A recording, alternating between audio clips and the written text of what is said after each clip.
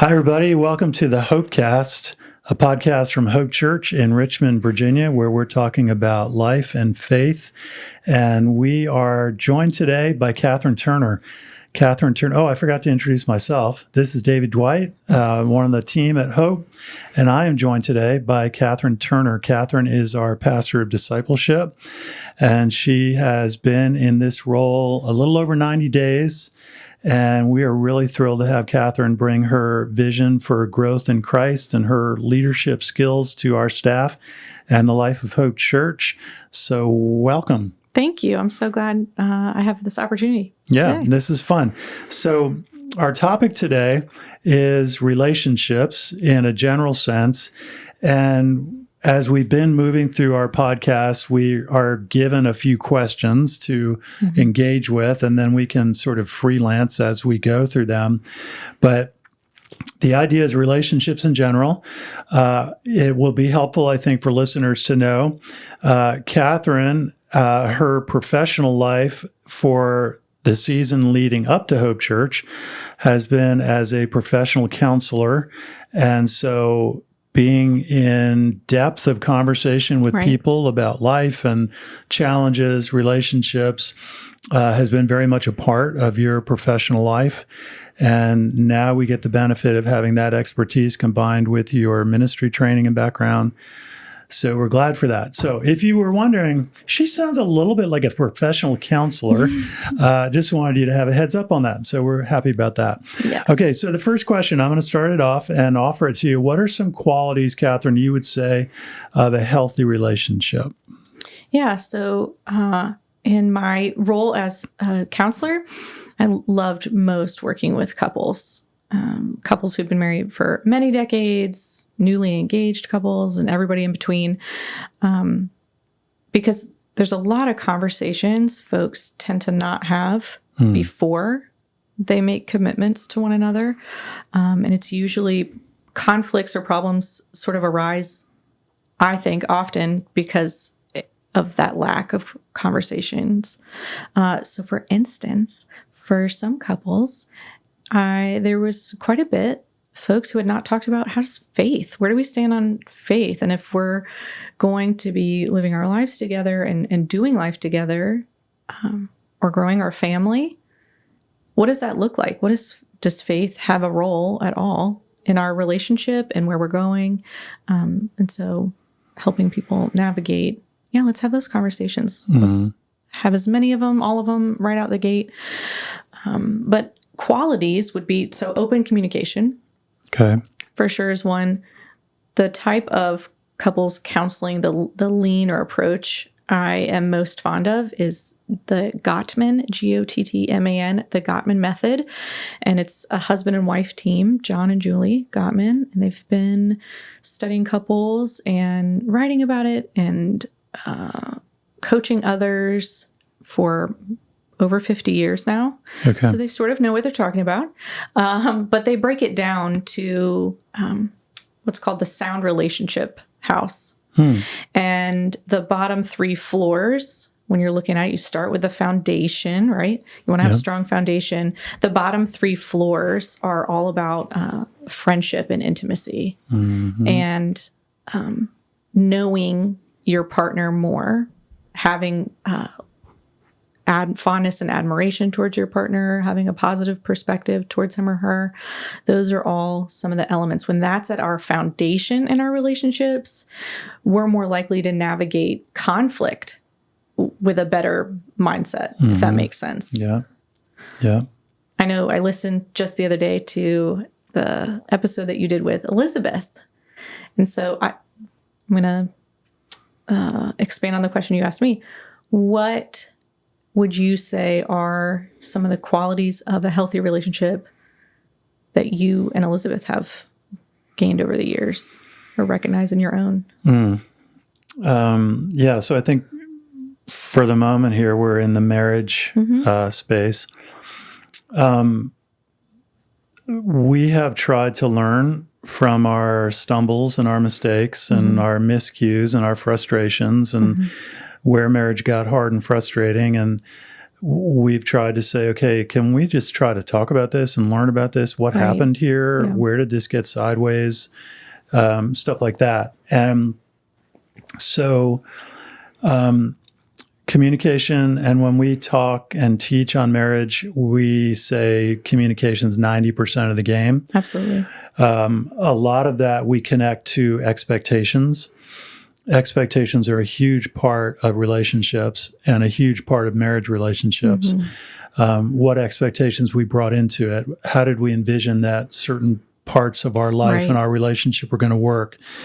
And we often say the more emotional a topic, generally the more challenging it is to communicate on it. And then that topic can become an area that's a hard space. Yes, because it's emotional, but more, if we could say it, because we're not communicating on it. Right. Well, we're not communicating on it because it's emotional, but the issue is more the communication than the emotion. So we've talked a lot, studies that we've seen say in marriage, the three biggest topics that present marital difficulty are money, sex, and in-laws. So we often talk when we're teaching and say, so these are things you want to really talk about.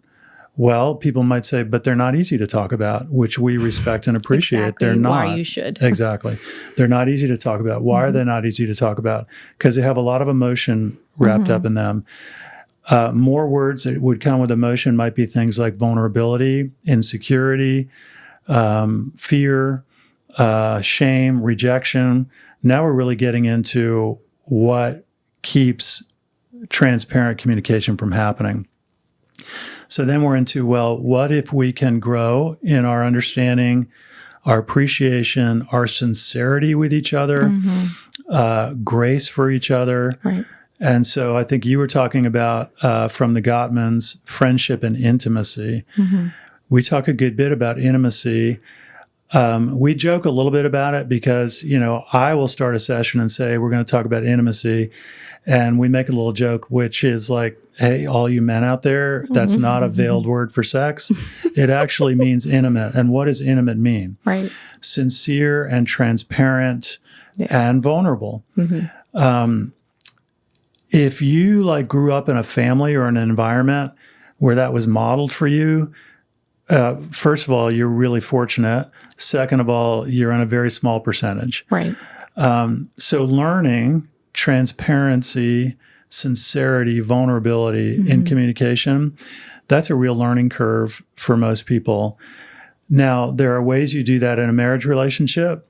There are ways you do that in friendship. The lines and the levels of what's shared will be different, but you still do that, I think, in a really meaningful, say, friendship. So communication, we would say, is a huge piece of it. I'll throw out a couple more words. Trust, respect, that you really respect one another.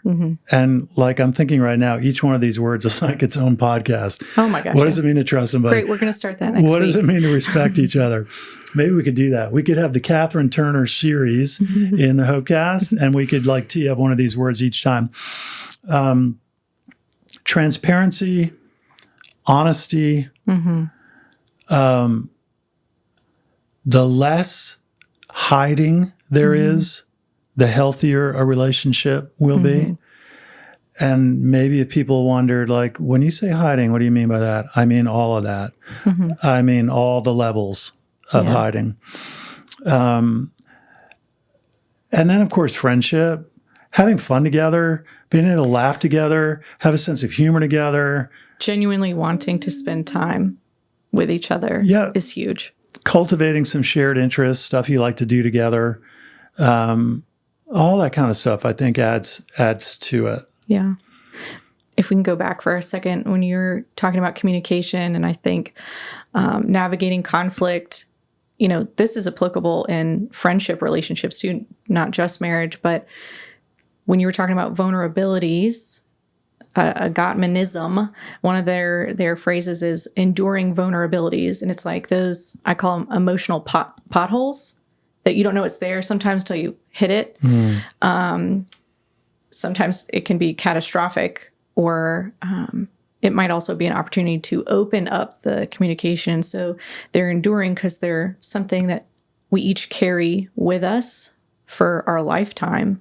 And often what was the catalyst for this thing to come up and exist in someone's inner world is, a hard experience. Yeah. Could be as far as a trauma, or it could be a relationship hard point and, in a previous relationship. And so knowing those things, or as we find them, kind of sticking those like a construction cone, like one of those road cones near it, just like, right, I know that talking about something hard from a childhood, like I already know that is an enduring vulnerability. And so it prevents more conflict, but also in navigating through it and having those conversations that are hard and vulnerable and require a ton of transparency and trust actually can bring people closer together. Yeah. One of the other pieces is that they call building love maps. And so basically what that is that each person in a relationship would have an internal, they would carry in their brain or heart a map of the other person's inner world. And so it could be hopes, fears, dreams, wishes, some of these pain points we're referring to, but that your relationship, you are forever building upon, you're adding more and more aspects to that love map. So to feel fully known and loved by your partner, the love map is one way of, staying focused towards that goal. Okay, so let me ask a couple questions about that to seek some clarification. Am I right? Yeah, you just tell me yes or no. Like, what I hear that saying is, in my case with my wife Elizabeth, then I am carrying around in my mind a sympathetic understanding of what she has inside of her. Is that kind of the way it Absolutely. is? Okay. And then I think the scenario presents itself to say, and if two people who are married to each other are each doing that, you're each carrying an awareness and a sympathetic engagement with what the other one has inside of them. That's a goal. Right. And it's to treat it like a living document. There's new iterations and additions each time. You're always adding to it. In sessions, I would tell people, here's a small lower level one, but something, my husband Josh and I have been together for going on 16 years. And I remember probably about 3 years ago or something, we were watching a movie, had a roller coaster scene in it. And he was like, oh, I always loved riding roller coasters with my dad. And I was like, oh, like one time when you went to Busch Gardens or something? He said, no, we would travel around the East Coast and go. And I was like, you're coaster people. How did I not know that after all these years together? Right. And it was just a fun, fascinating thing that it's been added to my love map for him is knowing that he has this adventurous, playful side of him. That's fun. Yeah. The living document thing is really helpful. As people, we change over the years. Absolutely. And over the experiences of life. I had a conversation with Elizabeth recently where she said something that I thought was really insightful. And I stopped her. I said, can you say that again? And she said it again. And I said, that is really insightful. And we've been married 36 years. I said, I don't think I've ever heard you say that or something quite like that before, ever. Right. Anyway, so it just opened a really meaningful conversation, kind of a connection point. That may be obvious because we're talking about the qualities of a healthy relationship. Rather than make the question as simple as, and what are some aspects of an unhealthy relationship? I'm going to adjust the question a little bit. What are some things you don't want to do in a relationship if you want a good relationship? What are some things you don't want to do? I guess the first one that's coming up in my mind is never invalidate the other person. Yeah, that's a powerful way to say it. Part of that means recognize that they feel however they feel, and their perspective is going to be what it is. That's what they're called, subjective realities. It is a reality, but it's subjective to, one person or the other. So don't invalidate, but also I've seen this happen in my office, and I'm like, oh, you just did the thing. Never side with the enemy. So if someone's, let's say a husband and wife, and husband's complaining about something from work, or venting rather to his wife about it, it would be a big misstep for her to say, well, do you think that you maybe weren't doing the thing right at work? Even if she's not wrong. Yeah. Never side with the enemy, or never, it's not a debate. You show that video, the clip, it's not about the nail. Yeah. And in the book on Love Weekend, which I love because I've used that clip many times over in counseling, but it's I just need you to listen. Right. What part of it will be validating, but also carving out time and space to pay attention to what is weighing on me at that moment. So relationships that don't foster that kind of communication. Yeah. Yeah. So coming to mind for me, when you say don't ever invalidate the other, I'm thinking, okay, what does it look like to invalidate another? To me, make sarcastic statements, tone of voice that's kind of cutting. Yeah. And what we're really being asked to come back to, in my mind, is sincerity. Right. Can you be present in a moment that may be vulnerable, maybe intimate, meaning it feels exposing, it feels vulnerable? Can you do that well?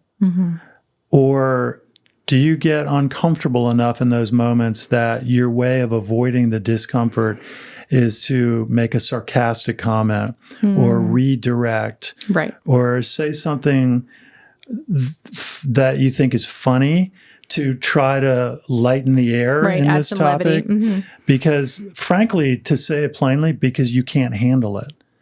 You can't handle the intimacy and the depth of this moment.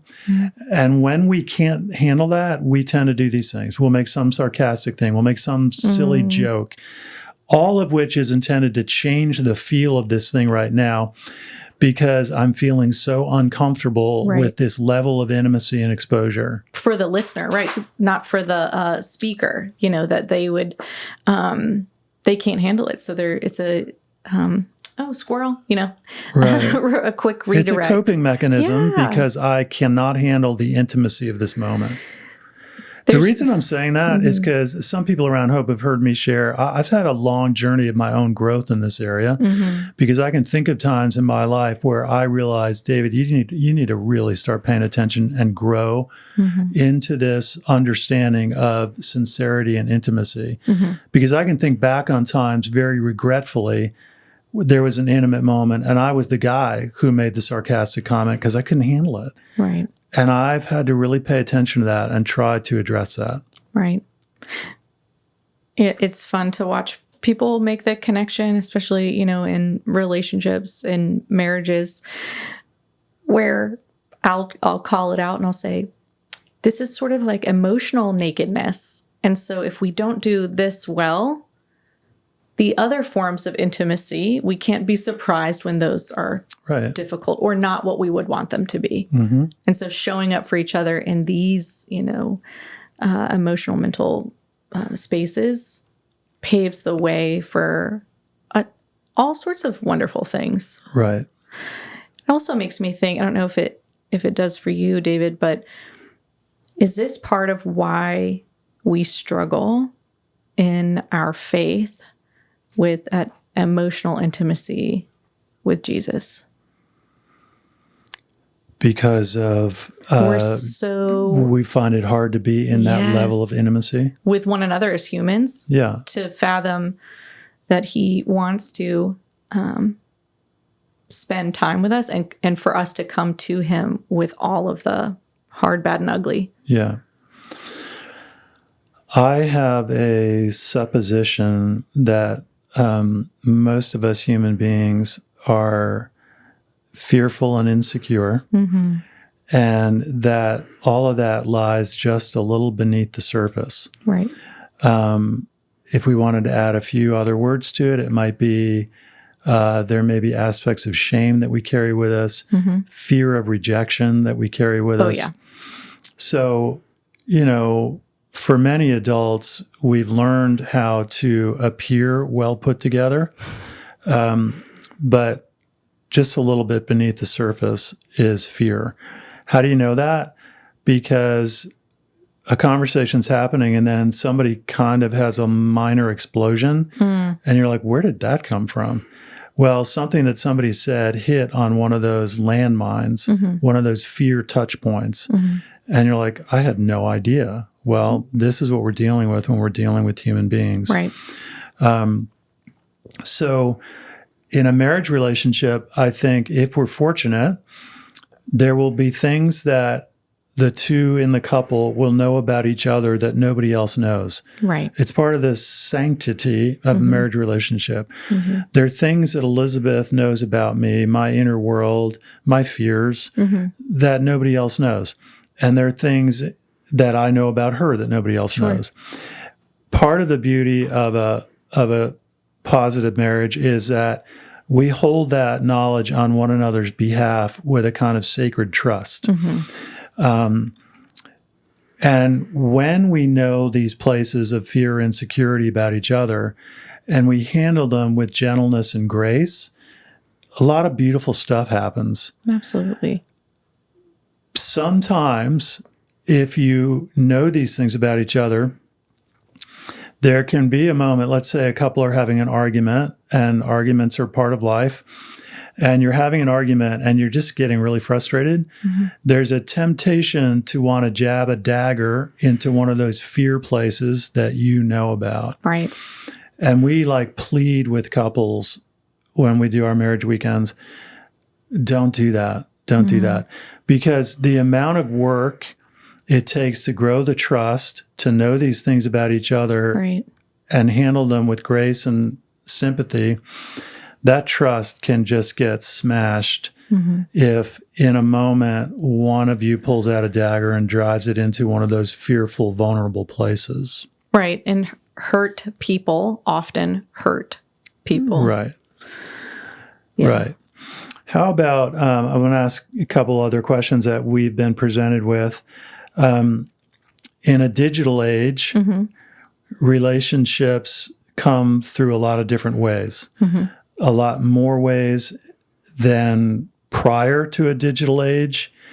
And some people would suggest that this can create struggles at different levels. Right. That digital communications, for instance, can happen differently than face-to-face communication. And digital communication can be a text exchange. Sure. Or it can be a social media expression and that sort of stuff. What thoughts do you have about sort of the digital age and relationships and how we present ourselves? Yeah, I think anything beyond the yes, no, where are we going for dinner, simple stuff, pretty basic questions in communication. I think most things are better in person or on the phone or FaceTime or, other platforms or manners that provide more information to work with. Because I could read a text and that says, okay.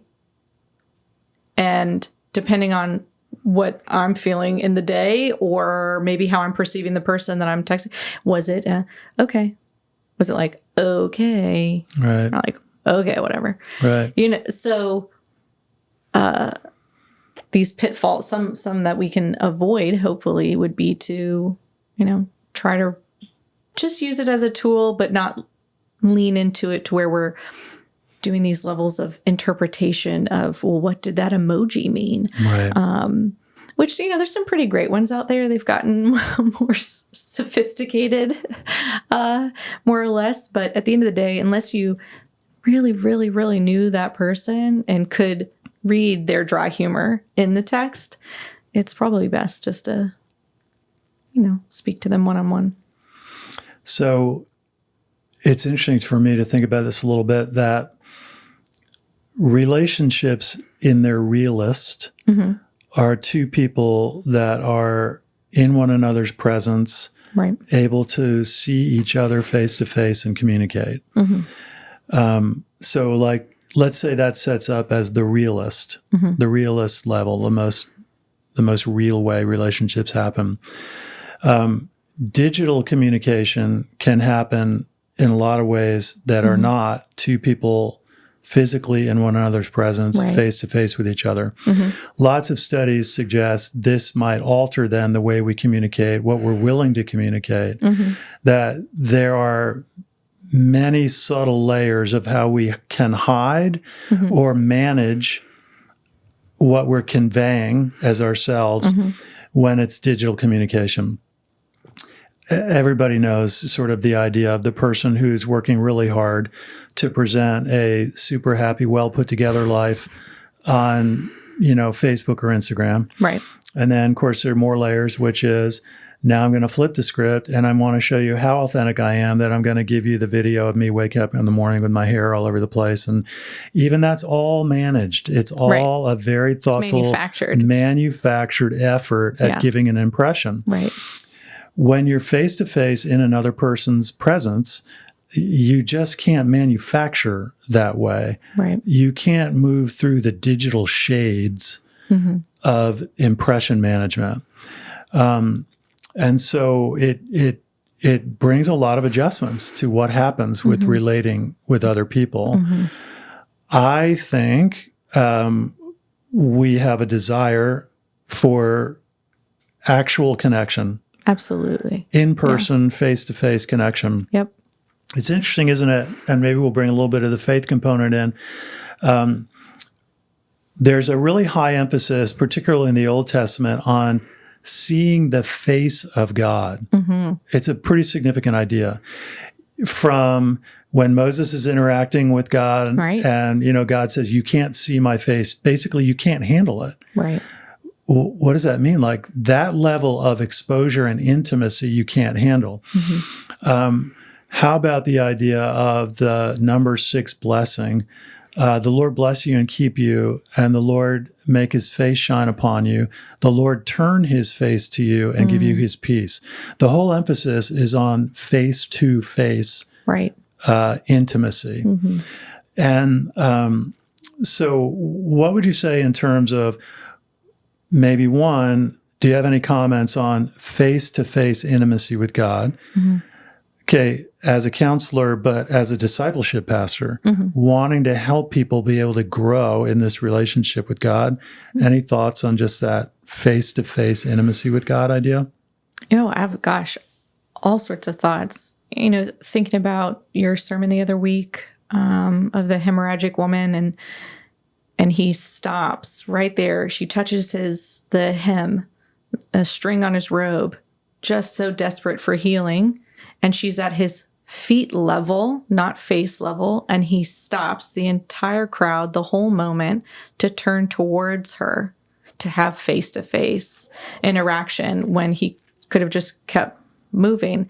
And so it's intimidating, I think, for a lot of us to fathom that the creator of all things wants to have face-to-face interaction with little old me, with all my imperfections and flaws. When I think about Genesis and that Adam and Eve, would walk with God in the garden, for me, that's a little snapshot of what is to come for us in eternity, walks with our Father. But yeah, it's hard. It's hard for people. And because we are, we live in a broken world and we have so many shortcomings. it's hard to do that with each other. So I think we also then take those assumptions and those experiences and apply it to our relationship with God. That, well, just like I will fail my spouse in some ways, and because we're human, I might be prone to feel that way, that God might also fail me.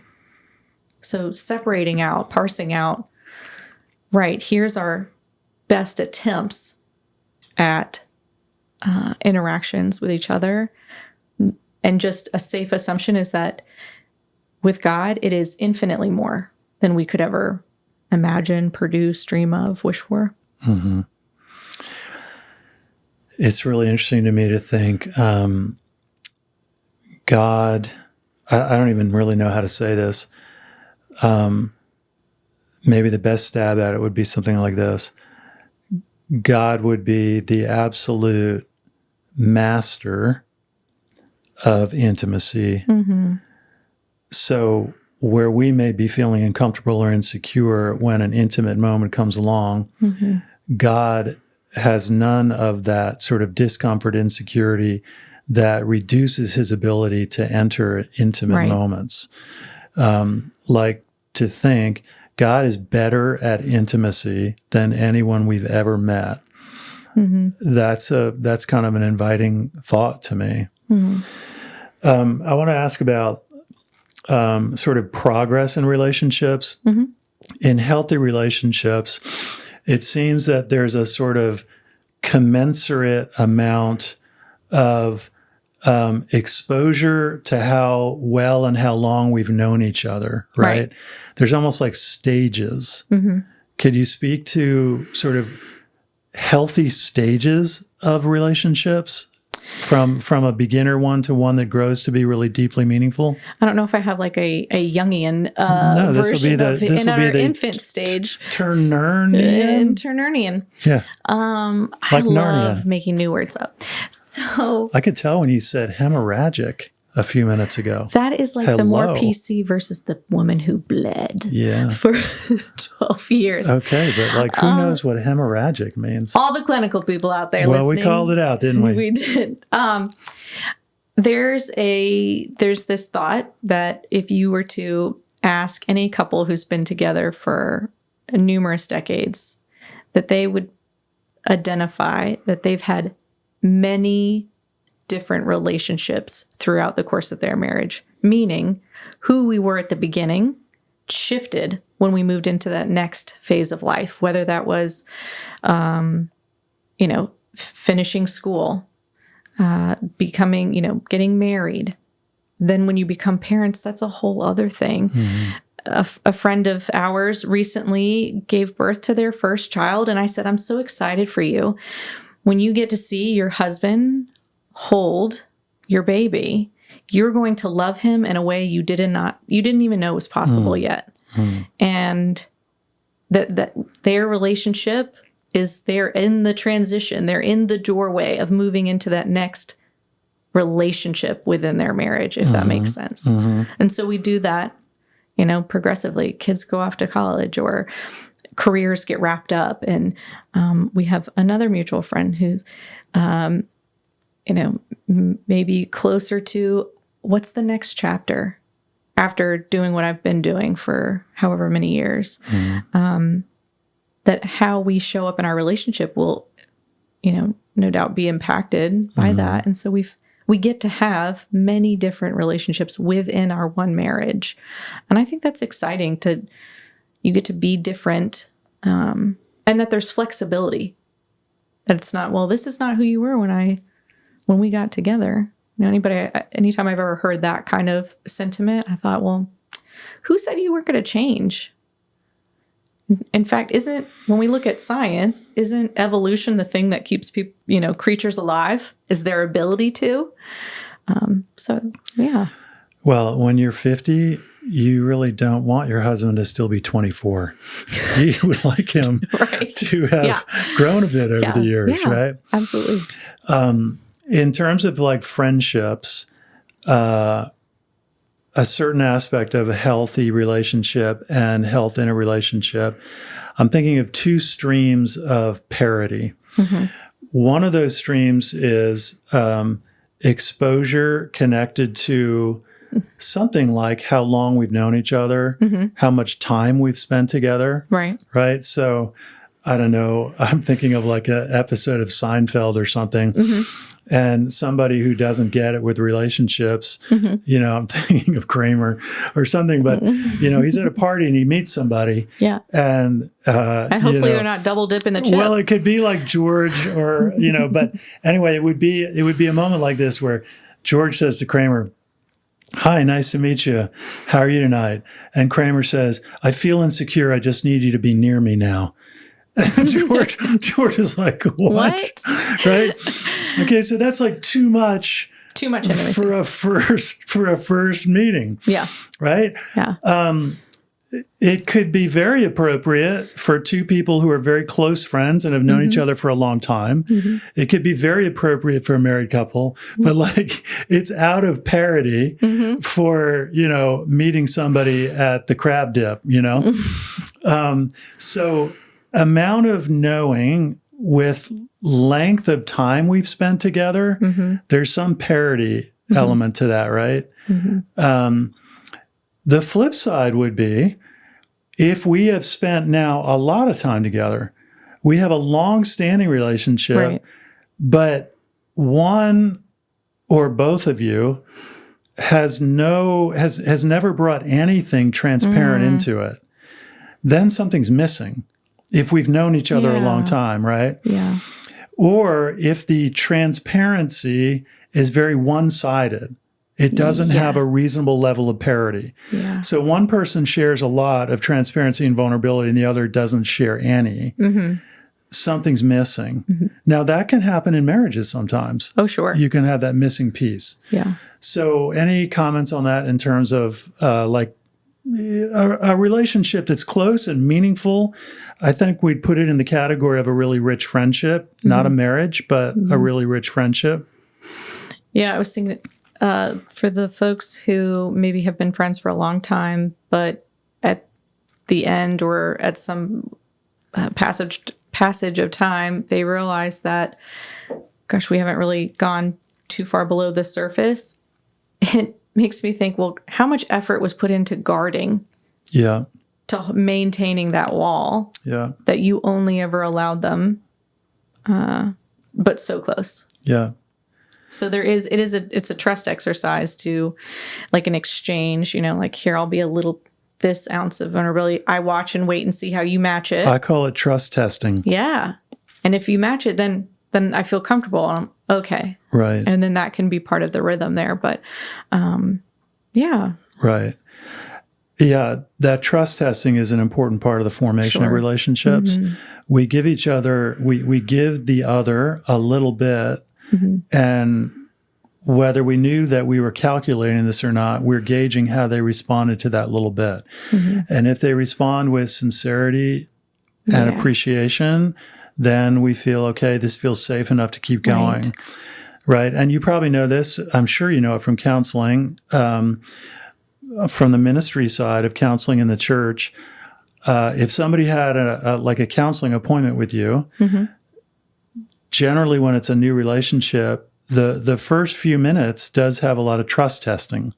Oh, somebody's telling you a little bit, but most of the time, if they made an appointment to come for counseling, it wasn't about a small little thing. Right. And so the beginning of the appointment starts on small little things, and that's trust testing to see if there's a comfort, a safety to get to talking about a deeper, more vulnerable thing. Right. Yeah, building rapport. And I think, to come back to it for a second, I think that's why the friendship, intimacy, fondness, admiration, while all of that, the Gottmans, identify as being that would be the strong foundation in any relationship, working relationship, marital friendship, that if we have a good, strong base, then we can endure hard things together. Yeah. Yep. Okay. I want to do, maybe I'll call it rapid fire on a few more of our questions for you.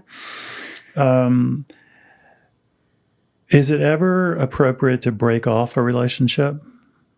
Yeah, if it's not safe, Okay. if it's toxic. Okay. That's a big question. I don't think it's fair to make it a lightning round question because it's deep, right? Marriage is a different context than a friendship, than a professional relationship, and all that kind of stuff. So, is it ever right to break off a relationship? We might want to say, are you talking about a professional relationship? You're talking about a friendship? You're talking about marriage? It's going to land in way differently, probably, in the context of each situation. There's some good books out there about paying attention to a relationship like this. Maybe we can put some in the show notes, some information in the show notes about it. A question about seeking approval in relationships. And where does seeking approval come into relationship? Is it healthy or not? Or where could it be healthy and where might it not be healthy? Just off the cuff, I think there's a difference between seeking approval for, I want to garner support, like I would like to have your support, versus seeking approval as in my identity lies in however you feel about this thing, your perception of it.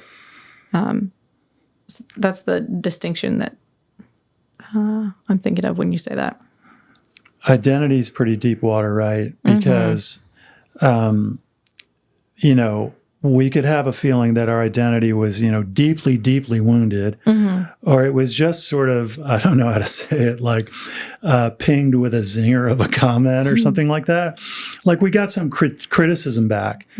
My identity may not be deeply, deeply wounded, but maybe the criticism wounded me more than it should have. And why? And why? That's the question. Why did some criticism feel so emotional to me?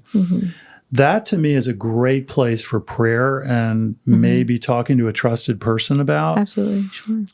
It's, I think, a pretty significant topic. There's a phrase, to live for approval is to die by rejection. Thoughts on that? Yeah, because that means we're coming into it with a set of expectations, and often we've not shared those expectations with the other person. So we might set both of us up for a loss by not communicating that, as opposed to coming in and saying, hey, I just really need your take on this. Then I share.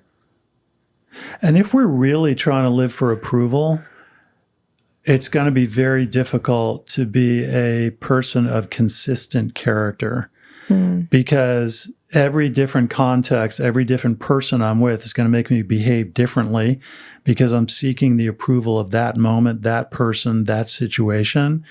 And then I think what happens with that in time is, people sort of say like, this person is not a consistent person in terms of character, or, we use words like they're two-faced or whatever. Right. There's a difference between being adaptable and being a chameleon. Yeah. That's why I always err on the side of I'm just going to be the same all the time. It's easier to keep up with, but. And maybe we could say this as we head toward the finish line here. Some level of not being liked is normal in life. There is no way with human beings being as different and nuanced as we are to be liked by everybody. And, the age-old story in leadership is the biggest mistake is to try to be liked by everybody. Right. Because that's going to run into all kinds of problems. Yeah. Right? So there are going to always be people who didn't like us. Their impression of us wasn't positive. They didn't like us. And I don't mean because of some big major issue. I just mean because it's the way human interaction happens. And if we can accept that and be okay with that, we can actually take a deep breath and be a lot freer. Yeah. Fun story. I once had a client fire me because I was too funny. And I said, oh my gosh, did I make a joke or say something maybe well-intended, but it landed wrong and it was serious. And the person said, no, I thought I was going to come see you. You'd be writing things down and just say, mm-hmm. I said, oh, you're right. Nope, that's not who I am. Interesting. Right. Yeah. They were like, I feel like I could be friends with you. I was like, this is a good transition for us both.